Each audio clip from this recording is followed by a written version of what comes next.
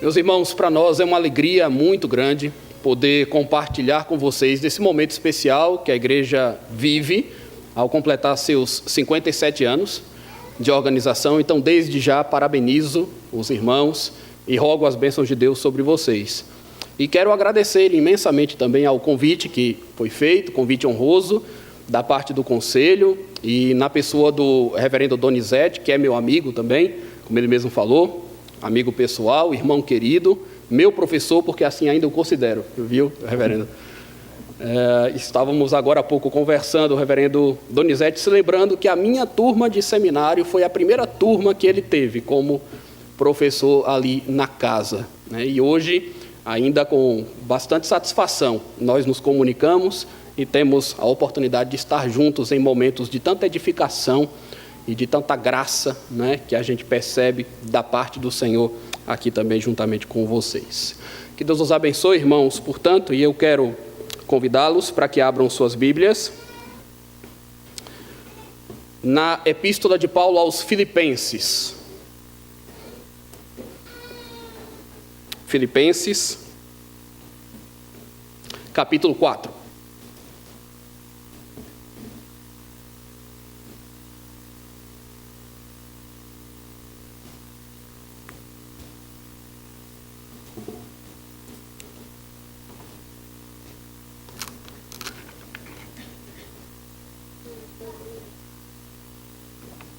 E eu quero ler com os irmãos os versículos de 10 a 23, portanto, a parte final da epístola de Paulo aos Filipenses. Assim nos diz a palavra do Senhor: Alegrei-me sobremaneira no Senhor, porque agora, uma vez mais, renovaste a meu favor o vosso cuidado, o qual também já tinhais antes, mas vos faltava a oportunidade. Digo isto não por causa da pobreza, porque aprendi a viver contente em toda e qualquer situação. Tanto sei estar humilhado, como também ser honrado. De tudo e em todas as circunstâncias já tenho experiência, tanto de fartura como de fome, assim de abundância como de escassez. Tudo posso naquele que me fortalece. Todavia fizestes bem, associando-vos na minha tribulação. E sabeis também vós, ó Filipenses, que no início do Evangelho, quando parti da Macedônia, nenhuma igreja se associou comigo no tocante a dar e receber, senão unicamente vós outros, porque até para Tessalônica mandastes não somente uma vez, mas duas, o bastante para as minhas necessidades. Não que eu procure o donativo, mas o que realmente me interessa é o fruto que aumente o vosso crédito. Recebi tudo e tenho abundância. Estou suprido desde que Epafrodito me passou às mãos o que veio da vossa parte como aroma suave, como sacrifício aceitável e aprazível a Deus.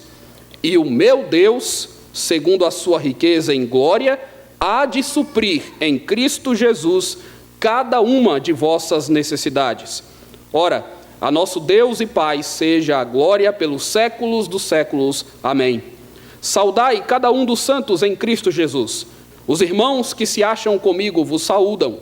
Todos os santos vos saúdam, especialmente os da casa de César. A graça do Senhor Jesus Cristo seja com o vosso espírito. Vamos orar mais uma vez, irmãos. Senhor Deus, nós, nesse momento, clamamos o teu auxílio quando nos propomos a transmitir e a compreender a tua santa palavra. Pedimos, ó Deus, que o Senhor traga instrução para as nossas vidas. Que o Senhor, ó Deus, fale conosco, revelando-nos a tua vontade, o teu querer. E também, ó Deus, moldando o nosso caráter para que sejamos instrumentos nas tuas mãos. Para que sejamos, ó Deus, mensageiros do Senhor. Para que, ó Deus, a tua palavra não apenas seja transmitida a partir de nossos lábios, mas encontre espaço no nosso coração e que ela traga a verdadeira transformação, que ela traga conversão, que ela traga inquietação, que ela traga consolo, que ela traga alegria e todas as coisas, ó Deus, as bênçãos que vêm do alto, que vêm de Ti. Pedimos isto, que o Senhor seja com esta igreja, que o Senhor seja com este conselho, com o seu pastor ou seus pastores, Que o Senhor seja com estes irmãos, ó Deus, que têm trabalhado, que têm emprestado suas vozes, com estes irmãos, ó Deus, que têm se dedicado, que têm sido diligentes no cumprimento, ó Deus, das suas obrigações, das suas responsabilidades para com o Senhor, entendendo que o Senhor é a grande razão da nossa existência e nós, de fato, vivemos para honrar e glorificar o Teu santo e excelso nome. E é em Cristo Jesus que nós suplicamos estas coisas. Amém. Mais um ano de existência, a Igreja Presbiteriana de São Bernardo do Campo completou. E diante disso, certamente os irmãos nutrem inúmeras expectativas, eu imagino. Porque nessas ocasiões, irmãos, nós somos inclinados a fazer muitos planos, assumir novos compromissos, talvez até mesmo renovar compromissos já existentes. É um período propício para estas coisas, um período propício para que nós façamos reflexões. E os irmãos certamente devem indagar a si mesmos quais foram as vitórias que nós já alcançamos até aqui, ao longo destes anos todos. Em quais aspectos nós crescemos mais? Quais foram os nossos maiores acertos? Quais foram as nossas maiores falhas? Que lições nós aprendemos com todas as experiências que nós pudemos vivenciar? De quantas pessoas nós nos aproximamos?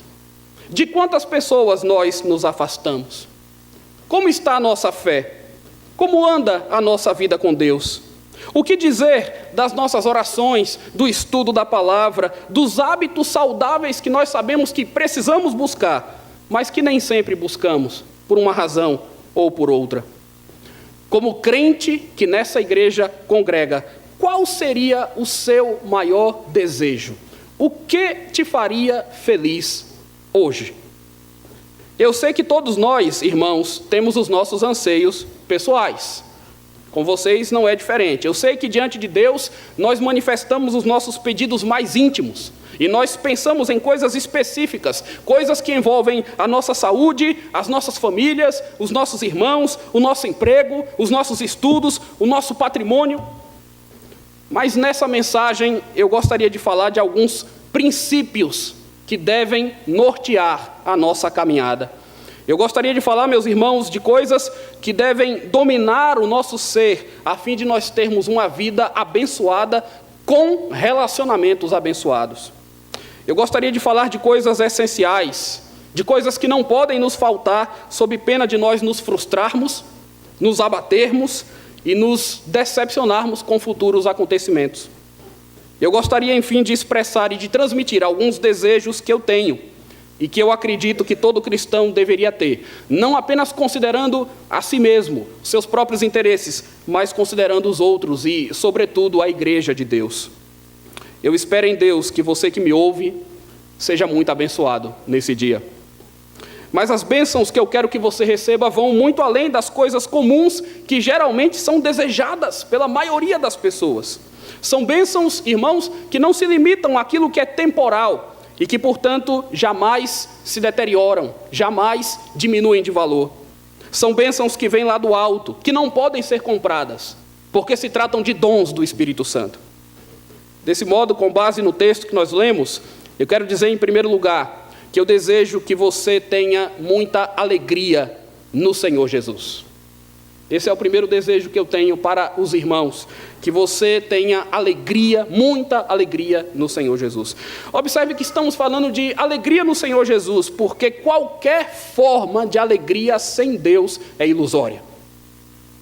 Qualquer forma de alegria que não leve Deus em consideração é efêmera, tem curto prazo de validade.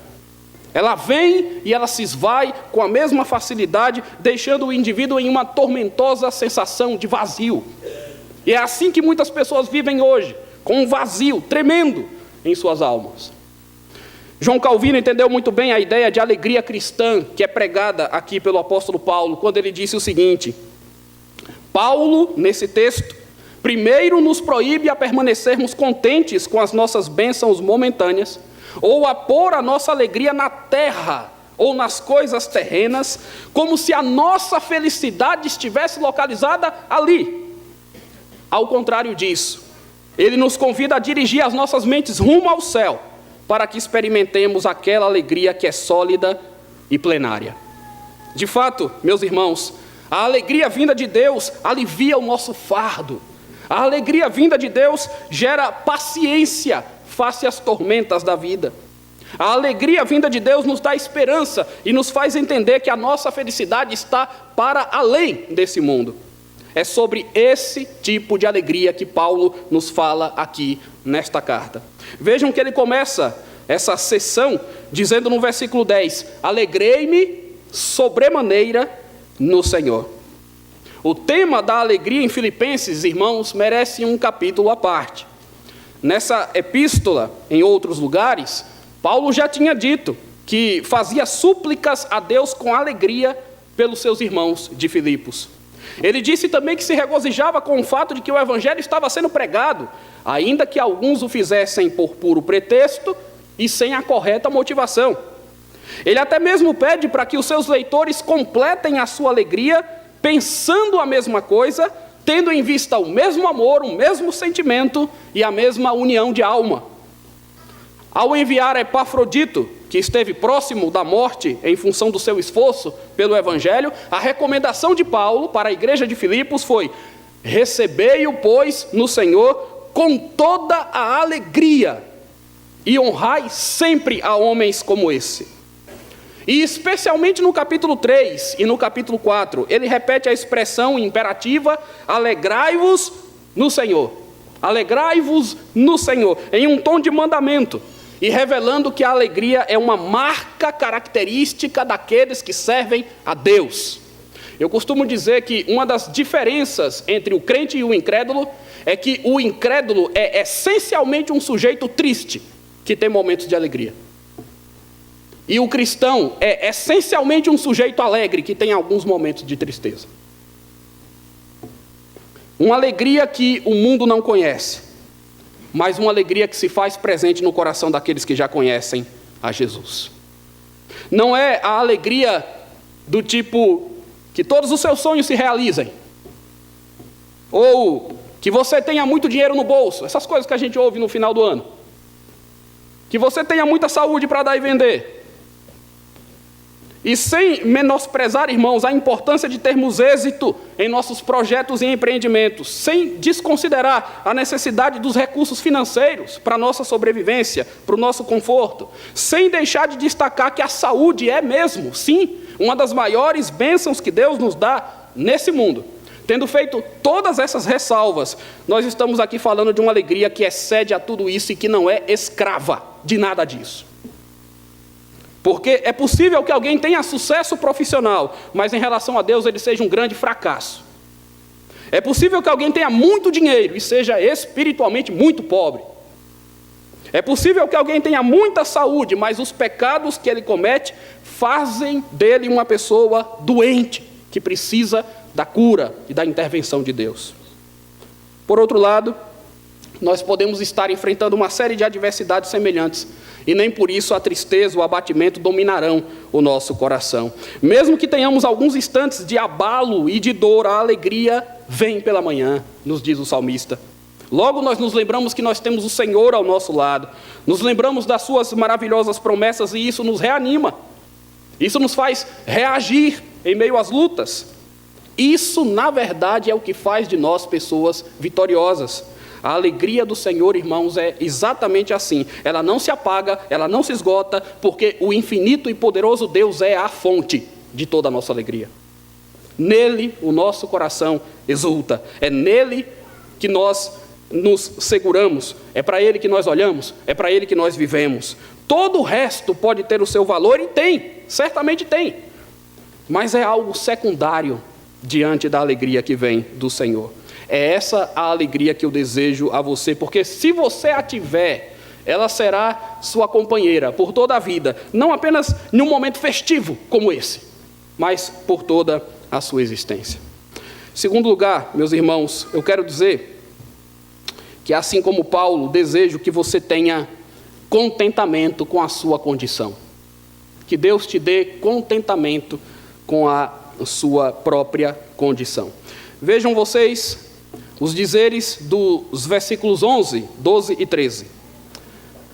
Digo isto não por causa da pobreza, porque aprendi a viver contente em toda e qualquer situação. Tanto sei estar humilhado, como também ser honrado. De tudo e em todas as circunstâncias já tenho experiência, tanto de fartura como de fome, assim de abundância como de escassez. Tudo posso naquele que me fortalece.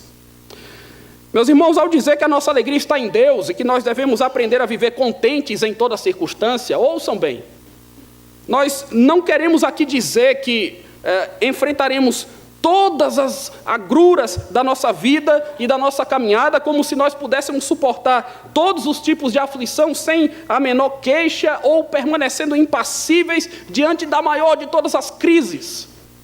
Assim como Paulo, nós somos homens e mulheres de carne e osso. Mas é que, assim como Paulo, nós também temos que aprender a temer e a confiar em Deus e a lutar para não permitir que nenhuma circunstância adversa arranque de nós o contentamento com a condição que Deus soberanamente nos deu ou nos permitiu ter. Essa é uma forma poderosa, inclusive, de darmos o nosso testemunho de fé. Poucas vezes a fé fica em tanta evidência como quando nós somos provados. São nessas horas que despertamos, inclusive, mais a atenção e a estranheza dos incrédulos, porque para eles é difícil de entender como é que o cristão pode permanecer calmo na adversidade e, ao mesmo tempo, como é que o cristão pode permanecer humilde na prosperidade. Nas palavras de um conhecido escritor, Michael Horton, ele diz: é grande a tentação de esquecermos que na adversidade Cristo ainda é rei e que na prosperidade nós não o somos. A tendência humana é de esmurecer na dificuldade e de ensoberbecer no triunfo. Na dificuldade as pessoas reclamam de Deus, mas nas conquistas se esquecem completamente dele. Porém, o que nós aprendemos na Bíblia, irmãos, é que não deve haver um só momento em que os nossos olhos não se ergam para o céu, porque é de lá que vem o nosso socorro, o nosso consolo e a nossa força. É por isso que o apóstolo afirma: tudo posso naquele que me fortalece. Esse versículo que tantas vezes é usado para dizer que tudo que nós quisermos, reivindicarmos, declararmos, pusermos como propósito, nós podemos alcançar. Em uma tentativa semelhante àquela mensagem que nós ouvimos no mundo acerca dos benefícios do pensamento positivo, em que basta acreditarmos que podemos conseguir algo, e isso nos fará fortes. Ao contrário disso, esse texto diz uma coisa completamente diferente. O que esse versículo diz, na verdade, é que ao lado de Deus, nós podemos enfrentar situações diferentes, e nós aprendemos através de diferentes experiências. Podemos ter fartura ou escassez, podemos ser humilhados ou exaltados. Tudo nós podemos suportar e tudo nós podemos vencer por causa daquele que nos fortalece e estando nele bem firmados. A ênfase, portanto, não está no tudo posso, a ênfase está naquele que me fortalece. Quando nós analisamos a vida e o ministério de Paulo, nos damos conta de que nós estamos diante de uma pessoa que sabia muito bem o que estava ensinando. Os relatos nos mostram que ele teve fome, sede, frio. Temos narrativas e descrições dramáticas de perseguições, prisões, torturas, injustiças que ele sofreu. Aqui mesmo, quando escreveu a epístola aos Filipenses, Paulo estava preso. O mesmo que escreve para os seus irmãos dizendo: alegrai-vos no Senhor, estava preso injustamente. Mas ele lidou com algumas situações de calmaria e de abundância. O que ele aprendeu, de acordo com seus relatos, é que, independente da realidade que se apresentasse diante dele, ele deveria se contentar no Senhor. Esse aprendizado de Paulo foi tão profundo, irmãos, que em uma outra carta ele demonstra o mesmo entendimento. Ele escreveu uma outra carta bem depois dessa, mais para o final da sua vida. 1 Timóteo capítulo 6, versículo 6 a 8. E ele diz ali o seguinte: de fato, grande fonte de lucro é a piedade com o contentamento, porque nada temos trazido para o mundo, nem coisa alguma podemos levar dele. Tendo sustento e com que nos vestir, estejamos contentes. Essa é uma ótima fórmula, eu diria, de produção de felicidade verdadeira. Uma bela dose de piedade, com uma porção razoável de contentamento, que produz um coração grato, que nos livra das ciladas daqueles que são gananciosos, daqueles que amam as riquezas e daqueles que fazem de tudo mesmo, para adquiri-las. Nós temos visto onde essa mentalidade tem levado a nossa nação. Pessoas que fazem de tudo para enriquecer, para conseguir poder, para dominar sobre esse mundo. Nesse mundo de consumo, muitas vezes nós percebemos, irmãos, que não estamos devidamente preparados para nos contentarmos com as nossas simples condições. Mas aqueles que são humildes de espírito, aqueles que entendem que Deus é soberano sobre todas as circunstâncias, esses são bem-aventurados. E é por isso que nós desejamos que você lute sim para alcançar os seus objetivos, não há nada de errado nisso, mas que você, sobretudo, aprenda a se contentar em meio à caminhada em que você vai buscando novos desafios e em que Deus vai te dando novas coisas. Aprenda a se contentar também com aquilo que você já tem alcançado, com aquilo que Deus tem te concedido. Em terceiro lugar, eu desejo que você tenha um coração generoso para investir no reino. E para a exposição desse ponto, eu quero utilizar vários versículos do nosso texto. E eu preciso que os irmãos, então, atentem para algumas partes da carta de Filipenses e do texto que nós lemos. Primeiro versículo em que eu me baseio para proferir mais esse desejo em relação à sua vida e em relação à vida dessa igreja, é o versículo 10, em que Paulo se pronuncia dizendo: alegro-me sobremaneira no Senhor, porque agora, uma vez mais, renovaste a meu favor o vosso cuidado, o qual também já tinhais antes, mas vos faltava oportunidade. Essas coisas foram ditas, irmãos, porque pouco depois que os filipenses souberam da prisão de Paulo, imediatamente procuraram ajudar de alguma forma, o que inicialmente não foi possível, nós não sabemos como, por alguma razão os filipenses não conseguiram ajudá-lo num primeiro momento, mas depois apareceu uma oportunidade favorável. Eles aguardaram uma ocasião mais propícia e quando ela surgiu, não perderam tempo. Trataram de remeter a Paulo um donativo, e aquele donativo que a igreja remeteu a ele o ajudaria a se manter provisoriamente. É importante lembrar, dentro do contexto da carta, que uma das razões que levou Paulo a escrever esta epístola, uma das razões que levou Paulo a escrever Filipenses, foi justamente registrar a sua gratidão. Ele queria agradecer àquela igreja. E ele o faz de forma escrita. Ele quer agradecer porque a igreja enviou Epafrodito. E através de Epafrodito ela enviou uma oferta que deveria ser entregue nas mãos do apóstolo Paulo. Vejam como isso está claro no versículo 18. Notem bem. Paulo diz assim: recebi tudo e tenho abundância.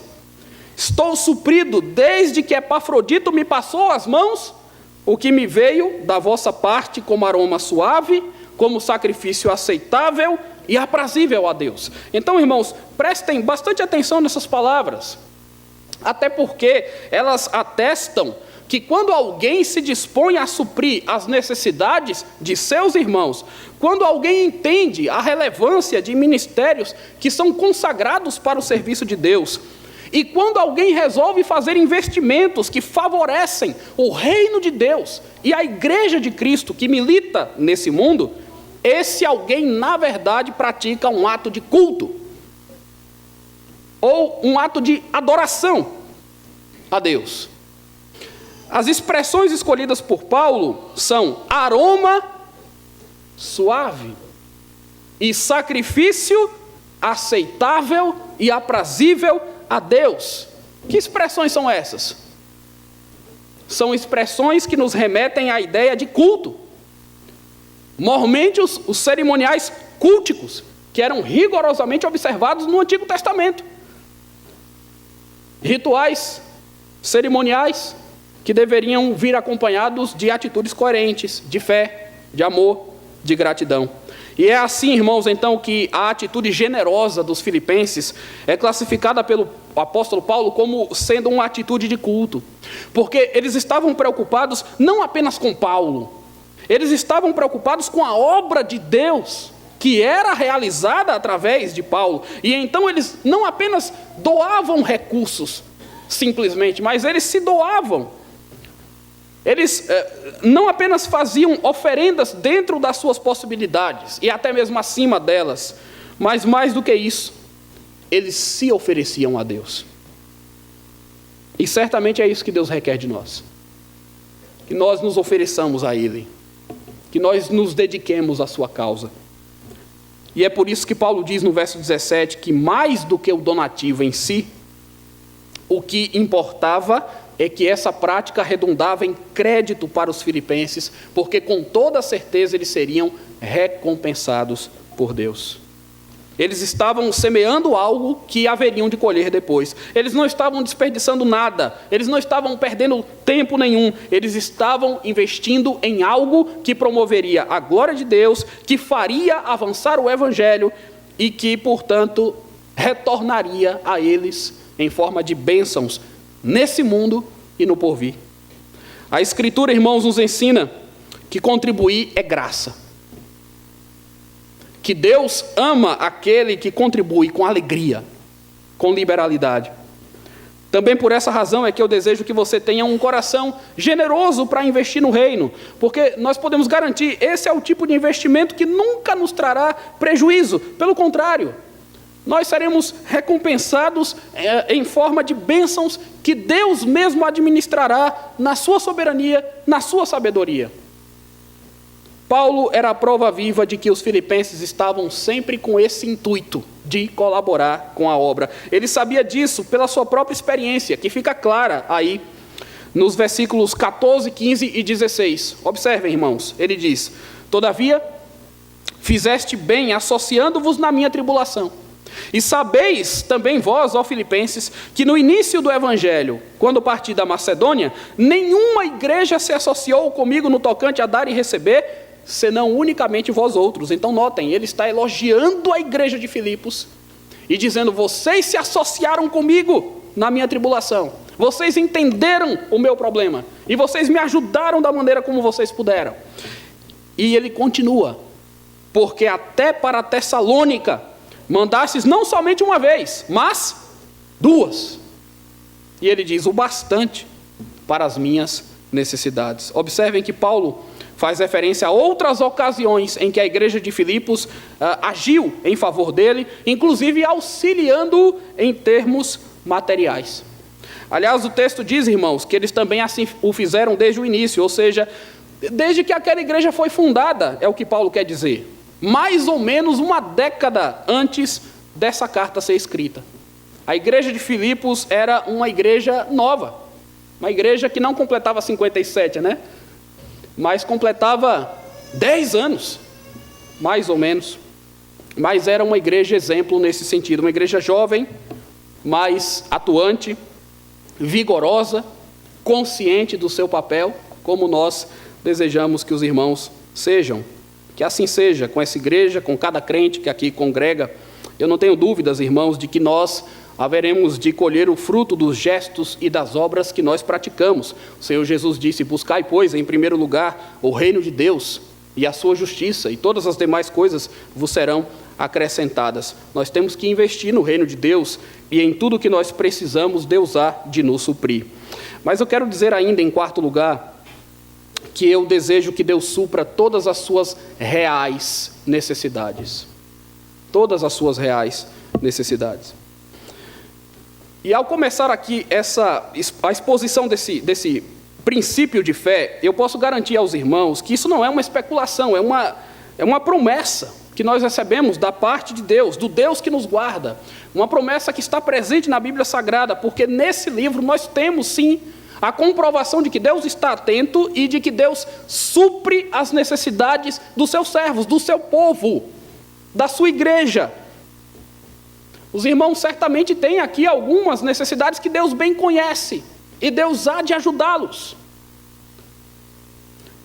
Mas notem que eu estou dizendo aqui que Deus supre as nossas reais necessidades.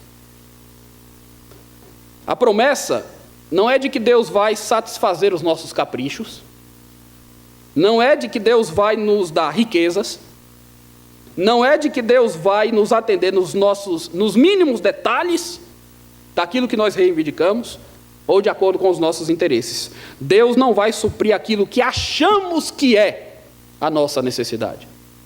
Deus vai suprir a nossa necessidade verdadeira, que às vezes até passa despercebida a nós. É verdade, irmãos, que Deus pode, efetivamente, muitas vezes nos concede além daquilo que nós precisamos, mas a sua promessa consiste em nos dar aquilo que é fundamental para o nosso viver, para o nosso sustento, para o nosso trabalho, e isso já é muito. Isso não é pouco, isso já é muito. O salmista diz, de uma base de comparação entre o justo e o ímpio, entre aquele que serve a Deus e aquele que não serve: fui moço e já agora sou velho, porém jamais vi o justo desamparado, nem a sua descendência mendigar o pão. O Senhor Jesus ensinou aos seus discípulos que eles não deveriam andar ansiosos quanto ao que haveriam de comer, nem o que haveriam de vestir, porque Deus os alimentava, Deus os vestia, Deus supria as necessidades deles, como Ele faz com as aves do céu ou com os lírios do campo. Ele já nos dá vida, Ele já nos dá o corpo, que são mais valiosos do que a comida, do que a indumentária. Então, por que outras coisas secundárias não nos seriam concedidas? E agora nós abrimos a palavra na Epístola aos Filipenses, e o que é que nós encontramos aqui? O apóstolo Paulo transmitindo o anelo que ele tinha em relação aos seus irmãos, dizendo nos versos 19 e 20: e o meu Deus, segundo a sua riqueza em glória, há de suprir em Cristo Jesus cada uma das vossas necessidades. Meus irmãos, isso é glorioso. Essa é a doutrina da divina providência, na qual nós cremos e na qual nós renovamos a nossa esperança. Se amamos a Deus, estejamos certos disso, Ele nos guarda, Ele nos livra, Ele nos dá vitórias indescritíveis. Aliás, a maior de todas já nos foi dada na cruz do Calvário, na pessoa de Jesus Cristo, o Filho de Deus, que nos trouxe vida eterna. Não há nada nesse mundo mais valioso do que isso.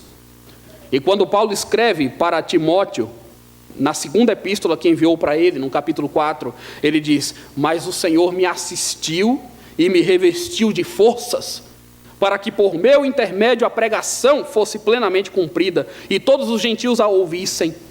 E fui libertado da boca do leão. E então ele diz: o Senhor me livrará também de toda obra maligna e me levará salvo para o seu reino celestial. A Ele glória pelos séculos dos séculos. É este Deus que Paulo louva, o Deus que o livra, o Deus que cumpre os seus propósitos na vida dele, o Deus que o leva para o lar celestial. É esse Deus que nós servimos, irmãos. E é por isso que nós nos alegramos. Não apenas pelos anos de vida que os irmãos completam, mas porque para nós está garantida uma eternidade com Deus. Essa é a grande bênção. Tanto no exemplo que mencionamos da carta a Timóteo, como no caso da carta aos Filipenses, nós vemos que o modo como Paulo se refere a Deus, o seu livramento, o seu suprimento, é basicamente o mesmo. Ele incide numa postura de adorador, ele louva a Deus, ele glorifica a Deus, ele profere um grato amém, mostrando que o que Deus faz por nós, em sua maravilhosa providência, deve levar o crente sincero ao culto, à adoração do seu nome. Os irmãos certamente têm reconhecido isso nas suas vidas, e então os irmãos se reúnem aqui para cultuar a Deus, com gratidão pelo que Deus tem feito, por essa igreja e por você. Então eu desejo que Deus supra todas as suas necessidades, que você reconheça isso de tal forma que você venha glorificá-lo cada vez mais. Por fim, meus irmãos, em último lugar, quero dizer que também nosso desejo é que você cultive mais e mais comunhão com seus irmãos. Essa é uma grande bênção. uma grande bênção que Deus reserva para o seu povo, para a sua igreja, a bênção da comunhão. Vejam comigo os versos 21 a 23, os versículos finais. Paulo diz: saudai cada um dos santos em Cristo Jesus. Os irmãos que se acham comigo vos saúdam. Todos os santos vos saúdam, especialmente os da casa de César. A graça do Senhor Jesus Cristo seja com o vosso espírito. Irmãos, algo que é memorável no ministério de Paulo é a forma como ele se relacionava com seus irmãos. E é algo perceptível para nós. Paulo tinha muitos colaboradores, muitos amigos próximos. Nós vemos a importância que ele dá à comunhão dos crentes quando ele orienta as igrejas para as quais ele escreve. Por isso mesmo é que suas cartas são também repletas de ternura. E em cada argumento que Paulo usa, em cada palavra escolhida, o que ele pretende sempre é ganhar os seus irmãos. É de uma forma amorosa e pastoral convencer os seus irmãos, trazê-los para perto de si. Ele quer ajudá-los a entender a verdade e ele deixa muito claro que ama os seus destinatários. Nós temos uma bela demonstração disso aqui mesmo na carta aos Filipenses. Vejam vocês, capítulo 1 da carta aos Filipenses, versículos 8 e 9. Olha o que Paulo diz lá. Vejam o tipo de relacionamento que ele cultivava com aquela igreja em especial. Ele diz o seguinte: pois minha testemunha é Deus, da saudade que eu tenho de todos vós, na terna misericórdia de Cristo Jesus. E também faço essa oração, que o vosso amor aumente mais e mais, em pleno conhecimento e toda percepção. Conhecimento e percepção apontam aqui para o conteúdo da fé cristã, que precisa ser compreendido, digerido. E amor aponta para o lado prático da fé cristã, que tem que ser evidenciada por obras. Associada ao amor está a união. Paulo já tinha dito em outro lugar que queria vê-los firmes, em um só espírito, como uma só alma, lutando juntos pela fé evangélica. Queria que eles evitassem o partidarismo e que eles estivessem cheios de afetos e misericórdias. Essas são as suas próprias palavras. Então, entendemos que o amor associado à união, somado a interesses comuns, gera e mantém acesa a chama da comunhão na vida do povo de Deus.